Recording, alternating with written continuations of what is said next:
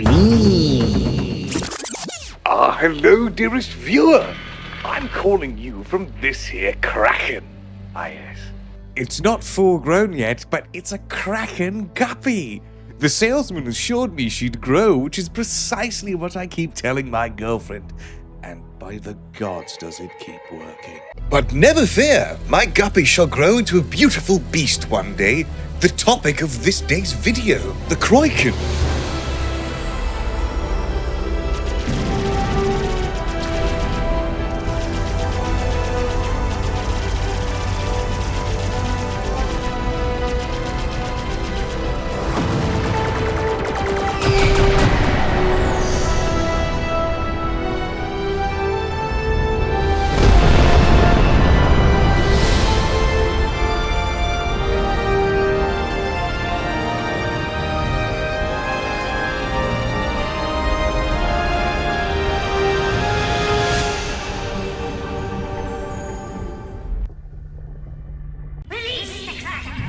And as always, my dear, we must begin with the history of this hither vessel.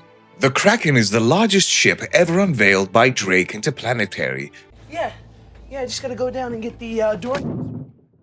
Serving as their, probably, first ever capital class offering. Officially having been unveiled at the Drake Defense Expo in 2948. Other than that, there is no other game history for the ship. And meanwhile, you have me waiting for them to scale up the Cutlass Black into the Cutlass Cracked so it can challenge the Idris. Just strap a big laser on that baby and we are good to go. Anyway, moving on. I've got balls of steel. The developmental history of this great vessel is also rather stunted, much like my own, because we don't know very much about the developmental history of the ship. Albeit we do have more information on it than some other vessels, and it's probably tied very much to the Ironclad, but it's more than the history or the lore of the ship, so let us dive in. The Kraken was first unveiled to the public in 2017 as a part of the promotional campaign of You Pick the Next Drake Ship, where the community got to vote on which would be the next concept ship from Drake. Solo quería hablar español, aquí sin ningún motivo.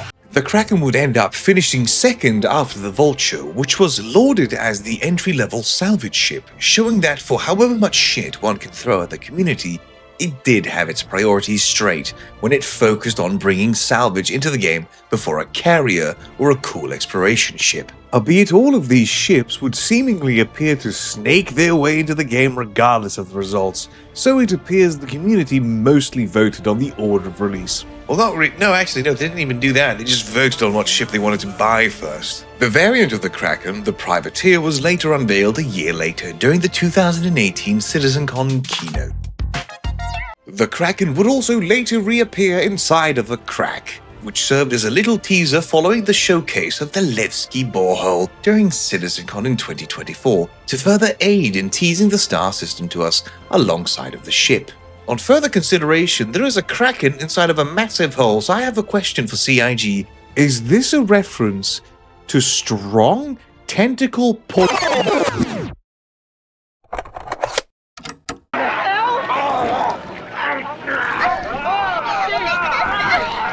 It keeps kicking me in the deck. Why?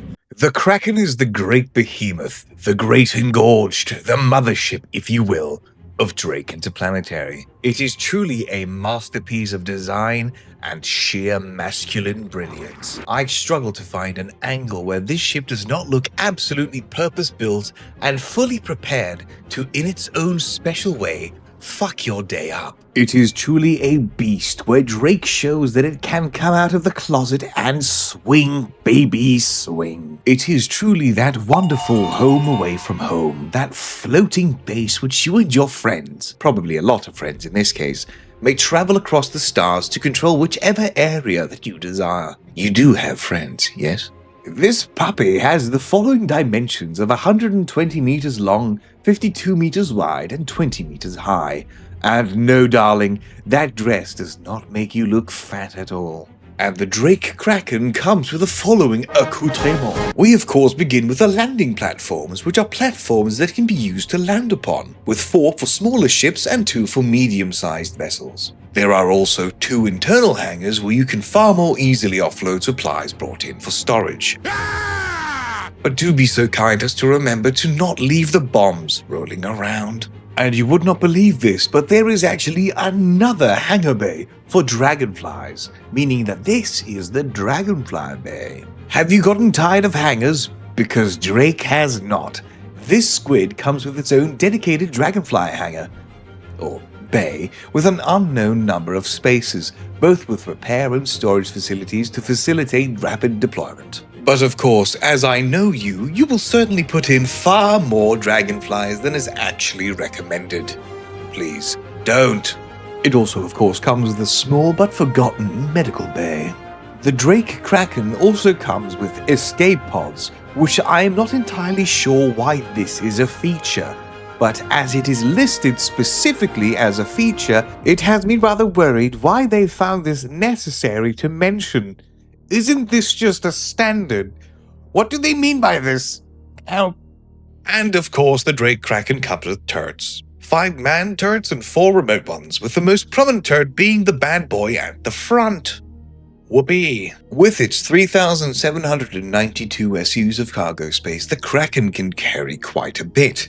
But compared to the Ironclad's 2,204 SUs of cargo, shows you what a beast the Ironclad really is. I find the components a bit unnecessary to mention, as I do believe they will be around the size of the Idris with their size 4s and size 3s, but far less militarized than what we find on the Idris. But these are of course subject to change, hence why I don't want to spoil anything or bring up something that will be proven wrong in a couple of months. And of course, the major differences between that of the Privateer and the base Kraken appears mostly to be the internal marketplace of the Privateer alongside its expanded habitation area, meaning it takes on more of a similar role to abandoned merchantman or even a smaller space station, which you can direct as you please. I find it to be the likeliest that the internal marketplace of the ship will serve as the basis for anything that we may see on the merchantman. But when we'll see the Privateer gets all its features is anyone's guess. Why does he keep kicking me in the deck? And now, of course, dear viewer, we arrive at the problems that I might have found with this hither ship. This is supposedly a light carrier, but this must be an outdated term because this is the most supermassive carrier that'll be in the game. What does this ship even compare to? It's a dedicated carrier, so the only other ship it could be compared to in that case would be the Liberator and the ever-elusive Pegasus. On a tangent though, what a fitting name to name a mysterious missing ship after a mythological creature, because it shall only ever exist in my dreams. I miss you, Pegasus. And as the ship currently exists, the only true rival it has in any great or normal capacity is, sad to say, the Idris, because in matters of size, they are scarily similar. But it would be unfair to compare it to the Idris because it has a flight deck for an intended 2 ships and an Argo MPUV below deck. The Idris is also a frigate, which is an important thing to note. But at the same time, it is also fair to compare it to the Idris due to the fact that these 2 ships are very likely to face each other very often, to the detriment of the Kraken. The Kraken could technically at the same time also carry far more ordnance for smaller vessels by, say, hosting a Retaliator or whatnot. But to counter the Idris, it would require a far larger number of crew than the Idris requires, putting it on the back foot in most regards. Ask yourself, dearest viewer, without some serious checks and rebalances in the game, will the Kraken serve as anything else other than a home base for miners and Idris bait? Cock and ball torture from Wikipedia. And now, dearest viewer, it is time for yours truly to present his couple of AUEC on the topic that regards Star Citizen fatigue. This ship to me is a striking and glaring beacon of Star Citizen fatigue as I have come to find it. Not because it's not releasing, it is in active production and it's on its way. The Kraken is on its way! But alas, there is still going to be issues that I feel is very important for us to actually discuss. Because hopefully we are all adults here and have the capacity to discuss difficult topics, right?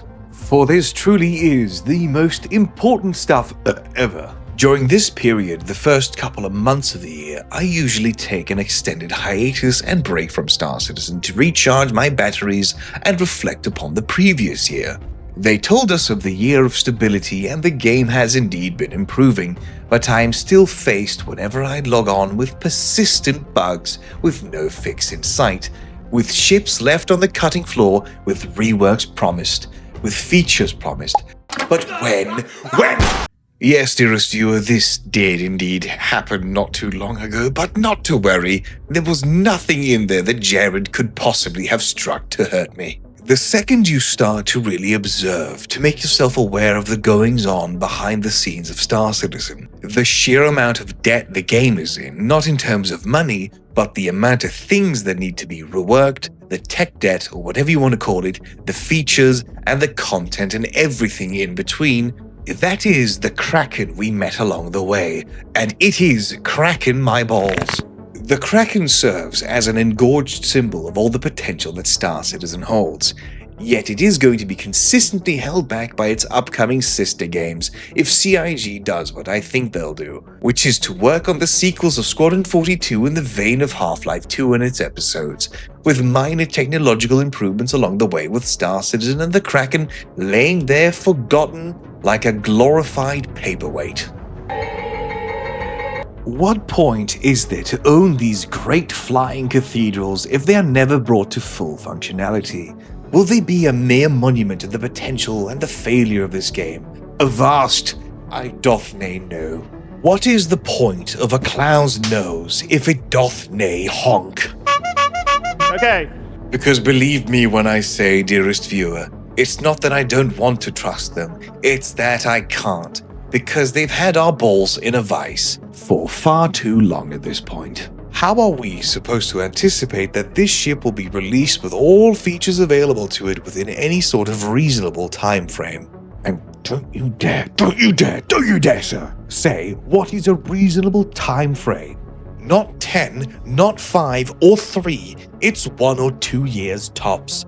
Anything else is, dare I say, a scam. A Kraken? More like a white whale. Thank you all very much for watching. Please remember to like, comment, and subscribe alongside that other cringe stuff if you enjoy the content. Do please be so kind as to join the Discord if you feel so inclined, as we are going to start kicking off with Star Citizen events and other crap again. If you further wish to support the channel, you can do so by becoming a YouTube member or directly via Ko-Fi. And as always, more content to come. As always, a stupendous thank you to all my wonderful Baru merchantmen, without whom all this content would probably be very improbable indeed. A marvelous and special thanks to my Apex fishies of Raptor Jesus, Half-Breed, and Magic. A suspicious thank you to my wonderful Sue-Strummings of Combat Creations, The Duck, Big Kronk, and Davidri. My beautiful, fantastic people of Shmida, Ifanura, and Ignore Me. And a wonderful thank you to my enthusiasts of Longyawn, Bloodix, and Monk. Thank you all very much for the money. We've got to have money.